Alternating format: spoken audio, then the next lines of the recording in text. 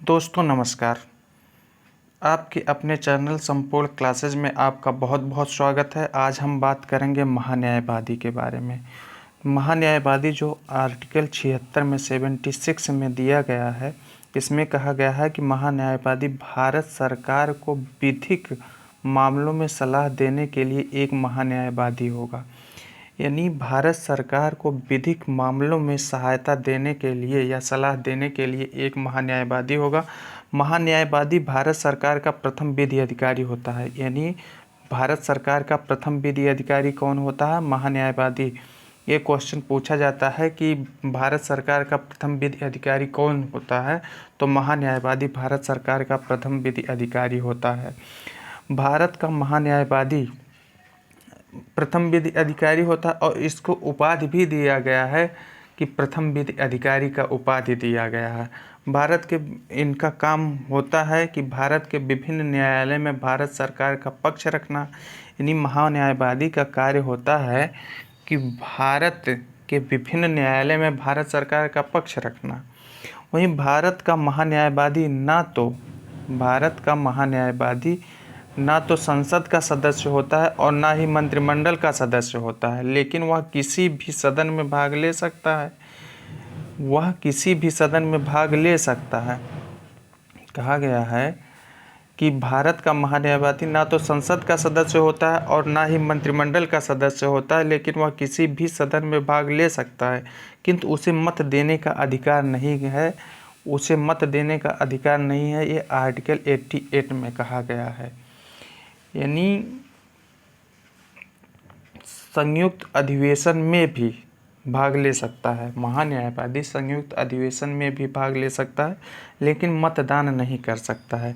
इसकी योग्यता के बारे में बात करेंगे तो उच्चतम न्यायालय में न्यायाधीश बनने योग्य व्यक्ति।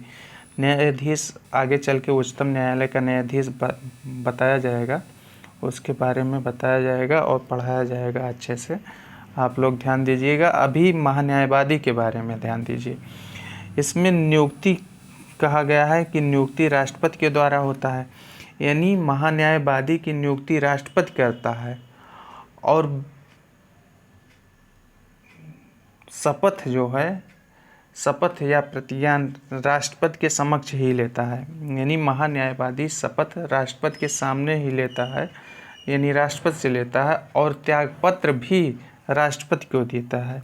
यानी त्यागपत्र भी राष्ट्रपति को देता है, शपथ भी राष्ट्रपति के सामने लेता है, नियुक्ति राष्ट्रपति करता है। इनका कार्यकाल राष्ट्रपति के प्रसाद पर्यंत होता है। अब कहेंगे राष्ट्रपति के प्रसाद पर्यंत किसका कार्यकाल होता है, तो एक हो गया राष्ट्रपति के प्रसाद पर्यंत महान्यायवादी का कार्यकाल होता है। राज्यपाल भी राष्ट्रपति के प्रसाद पर्यंत होता है। राज्यपाल राष्ट्रपति के प्रसाद पर्यंत होता है।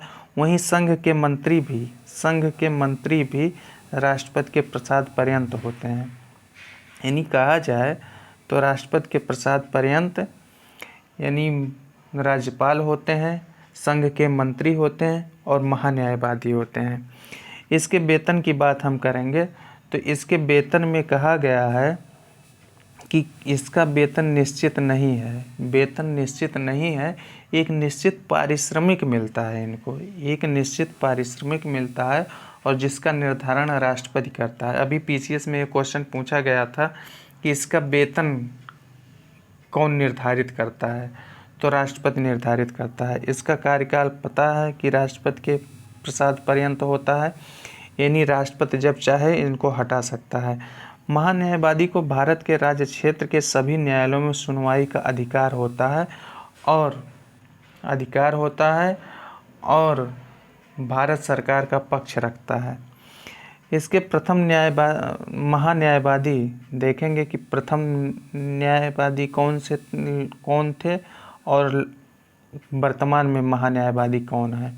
तो प्रथम महान्यायवादी देखेंगे एमसी शीतलवाड़ 12 वर्ष, यानी सबसे ज़्यादा कार्यकाल महान्यायवादी का अगर देखा जाए तो एमसी शीतलवाड़ का है। और वर्तमान में महान्यायवादी के वेणुगोपाल हैं जो 15वें महान्यायवादी हैं। यानी पूछा जाता है कि के वेणुगोपाल कौन से नंबर के महान्यायवादी हैं, तो 15वें नंबर के महान्यायवादी हैं, प्रथम महान्यायवादी कौन सा है? MC सीतलवाड़, प्रथम महान्यायवादी। ओके दोस्तों, यदि आपको इसी प्रकार का अच्छा कंटेंट चाहिए तो चैनल को सब्सक्राइब अवश्य करें, और वीडियो यदि अच्छी लगी है तो वीडियो को लाइक अवश्य करें। धन्यवाद।